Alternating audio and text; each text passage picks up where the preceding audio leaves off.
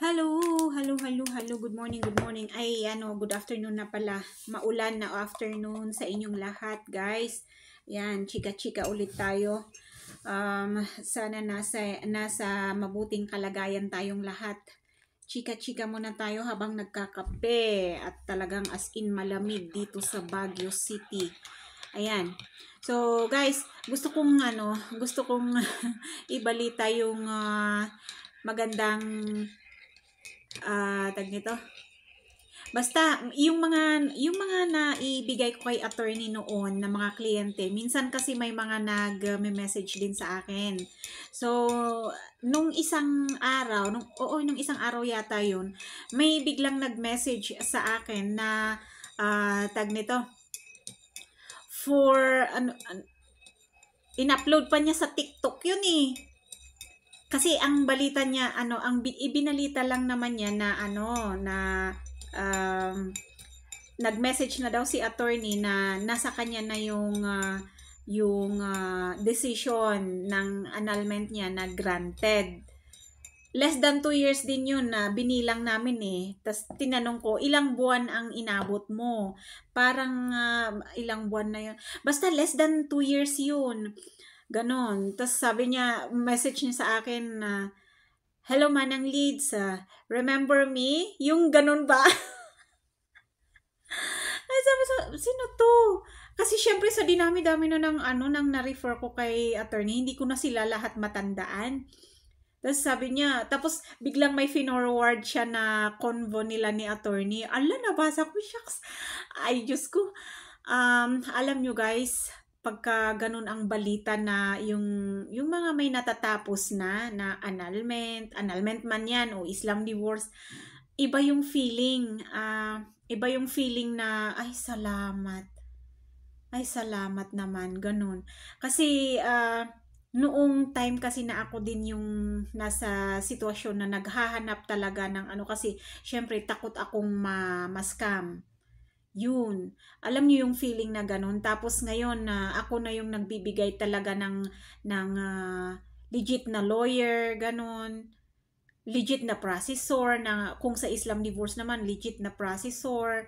Kasi ang hirap kaya yung buti naman sana kung 10,000 lang yung mawawala sa'yo. Hindi eh. Hundred of thousands yan. Kaya yun ang yun yung talagang as in masayang-masaya naman ako kapag binabalikan ako ng mga kliyente na na successful na sa processing nila. Tas nung hindi ko alam kung last week din lang yata, Islam divorce din. Sabi niya, Manang Leeds for hindi, Manang Leeds, sabi niya, okay na lahat yung sa akin. Nakapagpa, ano ba yung sinabi niya? Yung sa DFA, nakapagpa,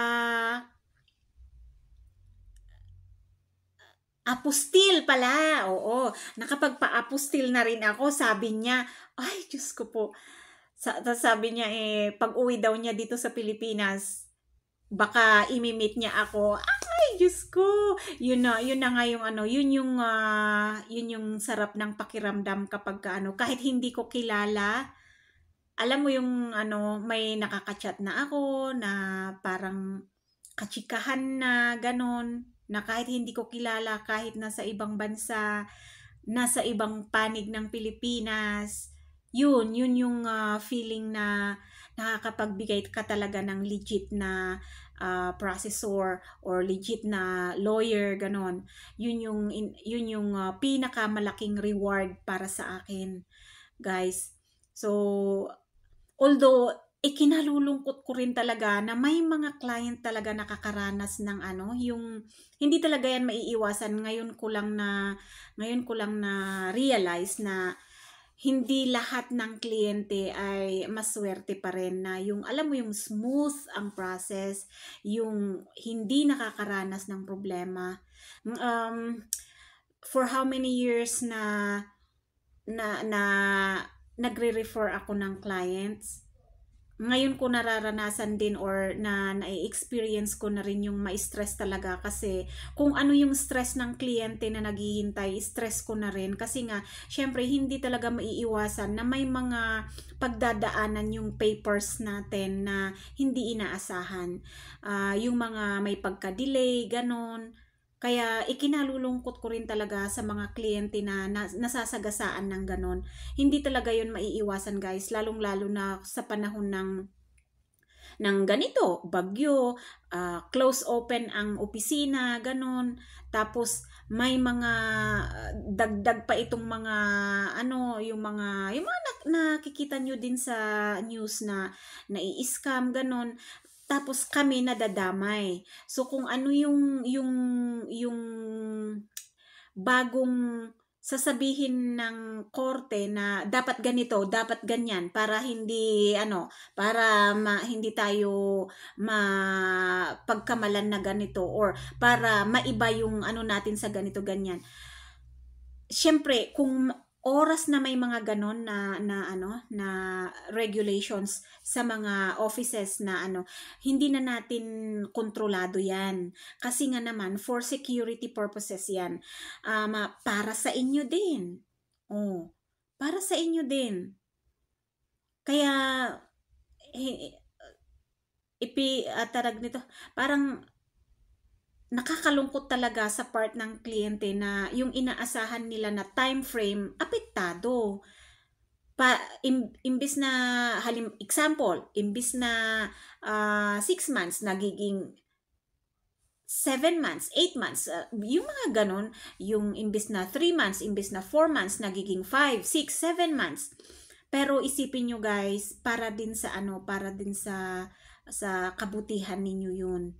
Kasi hindi naman yun nangyayari para sa amin para sa inyo yun. Kasi kung kayo nababagot, kung kayo na nai-stress sa kakahintay, kami din. Hindi lang kayo. Pero syempre naiintindihan din namin kayo na lalong-lalo na yung mga nabiktima na ng scam noon na mag-worry talaga kayo. Pero kung sa akin kayo nakipag-usap, totoo naman ako, may mga nakaranas naman na, may mga nakatapos na. Pero ang sinasabi ko rin guys, pinapakiusap ko, hindi ko kontrolado kung anong mangyayari sa mga offices, kung anong mangyayari na epekto ng bagyo, kung anong mangyayari na epekto ng kung ano-ano na yung natural calamities.